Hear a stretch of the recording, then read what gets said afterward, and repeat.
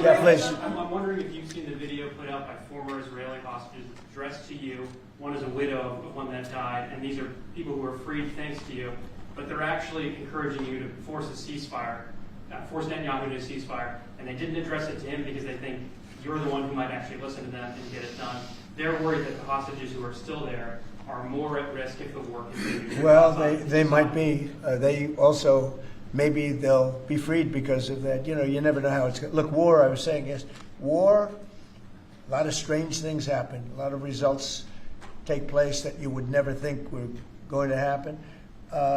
As you know, I was able to get most of the hostages out. We're down to 20, and we have 32 dead people. You know that.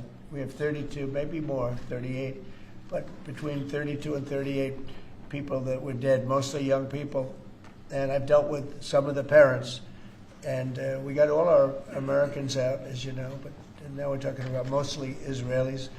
But I dealt with parents, I spoke to parents, and they want the body of their son, I believe in almost all cases sons, but they want the body of their cherished, beautiful son. They want the body back as much as though he were alive. It's so sad to see.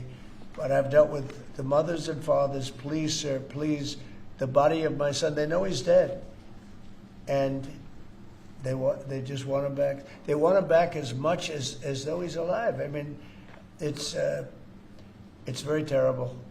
And you know, we have very close to 40 bodies that are included in the whole thing. But we have 20, probably 20 that are living. It might be a little bit less because a couple of things. Look, young people don't die, okay? They just don't die. They can take a lot, but a lot of people died in these horrible tunnels. They're mostly in the tunnels. I know a lot about it. I got them out. But I always said the last 20, when you get down to the last 10 or 20, it's going to be very tough. It's a nasty situation. You can't forget October 7th, but it's a nasty situation, terrible. It's a terrible thing. On Gaza, the UN concluded this week that Israel committed genocide in Gaza. What are your thoughts on that? Well, I haven't seen that. I'm looking at it, but did anybody commit genocide on October 7th? What do you think about that? That was genocide at the highest level. That was murder, genocide, you can call it whatever you want, but little babies were chopped in half. Arms were cut off people, heads were cut off people. That's genocide. That's genocide also, I guess, right? What do you think? President, on TikTok, you referred to getting a fee from that deal. What is that?